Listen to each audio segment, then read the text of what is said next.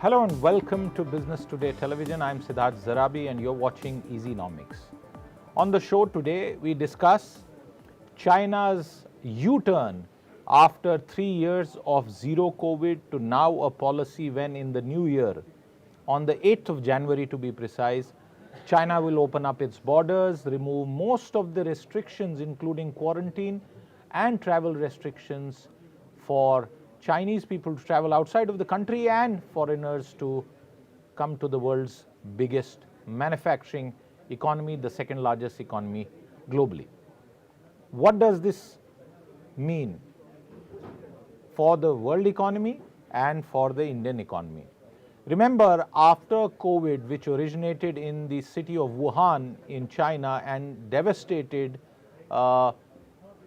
the economy of not just China, but many countries globally, China was forced to take a U-turn on its very strict policies with regard to lockdown.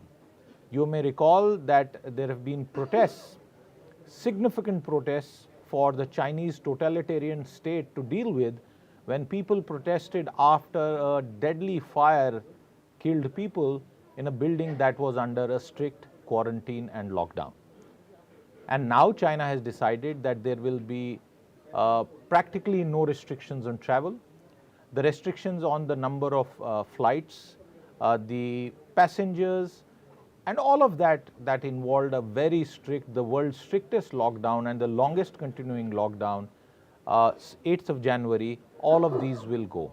And this comes days and weeks after initial relaxations provided a measure of relief to the people, but we have also seen COVID infections go up, so much so that China has now stopped reporting numbers as far as the infection is concerned. They have also downgraded the COVID-19 disease from a category A to a category B disease. It's their classification, but what it means in very simple words is that COVID will be treated as a sort of basic kind of disease where basic treatment and care will be specified and not the strict quarantine, lockdown, testing conditions that were required.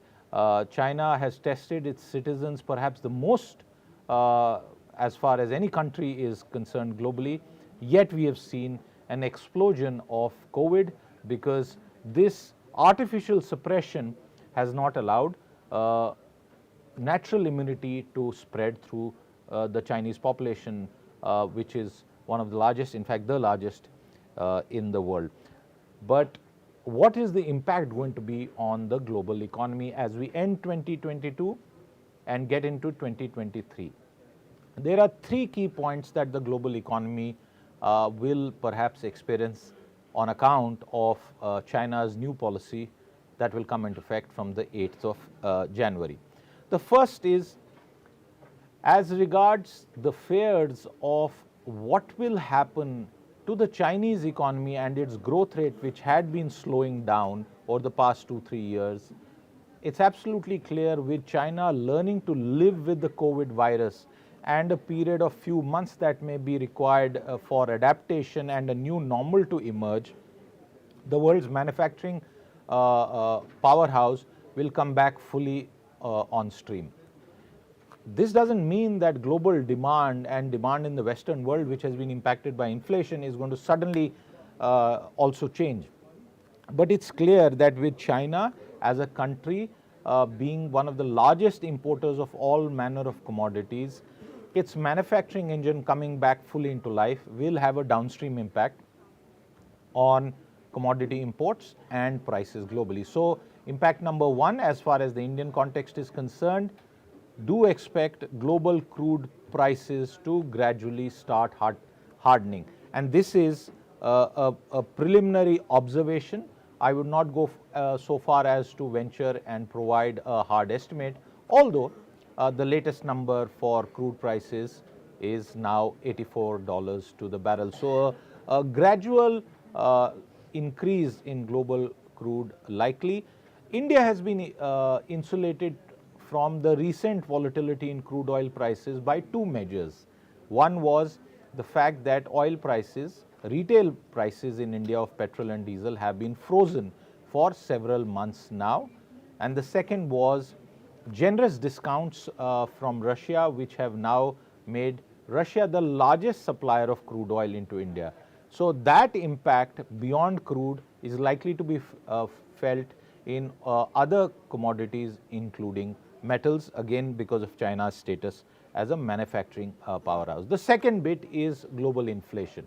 Now, global inflation has been a combination of various things. One, ultra loose monetary policy, a lot of cash floating around, the COVID era stimulus packages that were given by many countries, and that putting a lot of disposable cash in the hands of people who practically didn't know what to do with it in many cases. And that phase of extremely strong global inflation, in fact, the strongest global inflation that we have seen in 5 decades has led to a reversal of monetary policy, the loose monetary policy that most nations, including America, have practiced. This is something that is not going to change for the near future. We are talking at least in terms of 3 to 6 months, although I would hedge this by saying that it's a developing situation.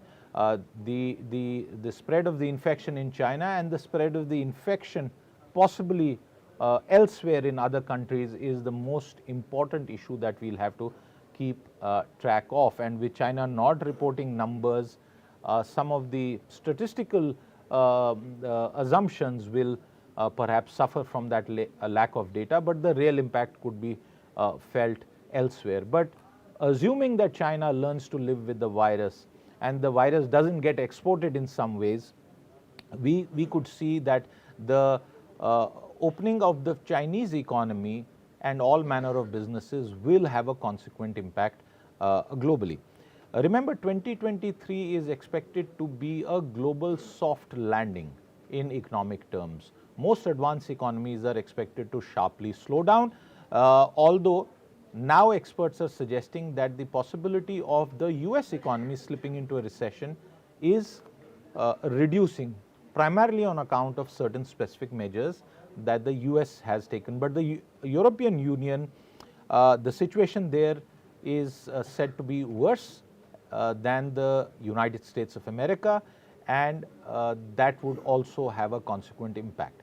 But Chinese demand, which is to a large extent raw materials, commodities, and imports of even food and agriculture products to feed its vast population, that is likely to expand. So all those who are linked to the Chinese economy as suppliers stand to benefit, and those who are importers of finished products can expect lesser disruptions, supply side disruptions. And remember, one of the stories of 2022 has also been supply side disruptions, which have hurt Indian consumers in various ways, including delayed deliveries of automobiles and perhaps even higher prices on certain other electronic items. As far as the overall trade with China is concerned, India in the financial year 2022 had an all-time high trade deficit of almost $74 billion. And that trade deficit in this year, from the month of April to September, was clocked at around $44 billion, and it's most likely that we will touch the $100 billion when it comes to our trade imbalance with China in financial year 2023, which ends 31st of March next year. And that, as we know, the dependence that we have on many Chinese imports across many categories is not going to go away. The China Plus One strategy that the globe has discussed and many countries have tried to follow, many companies have tried to follow, we've seen how it has panned out in the last 1 year. Perhaps more conversations around that idea than specific big ticket steps, but that will also come under renewed focus in 3 to 6 months, depending on the course of how the COVID spread is managed in this zero restriction era. So from zero COVID to zero restrictions, that change that we have seen in China is going to have a downstream impact all across the globe and on the Indian economy. As far as India is concerned, our import dependence continues, but for our exports, we'll have to continue to hope for a lesser than projected slowdown globally for multiple sectors, including information technology, pharmaceuticals, a lot of other products where we export and therefore are closely linked to what is happening in the advanced economy will be the area to watch out for. But in conclusion, it's very clear that that big uncertainty about what will happen in the world's manufacturing powerhouse, what will the second largest economy in the world do in terms of shutdowns, lockdowns that were impacting its industrial centers and industrial production, and the downstream impact that it was having on the global supply chain. It will be safe to say that depending on how COVID pans out and the likely development of major natural immunity across China, we will see over the next 3 months, if not earlier or later, more clarity with regard to how China is learning to live with the virus, and therefore how its economic engines are up and running fully and in top gear. And that will therefore reverse or at least address to some extent the fears of a massive economic slowdown. For India, our dependence will continue, and our attempt to augment our supply chains and to become the +1 to China when it comes to manufacturing and our Atmanirbhar program will continue. But that's how significant this development as the year winds down is, and come the 8th of January, the experience of China in moving to ultra loose kind of COVID management policy will be watched all across the globe. For now, on this episode, that's all that I have for you. I'll come back with more interesting information and details on yet another episode of Easynomics. Till then, goodbye.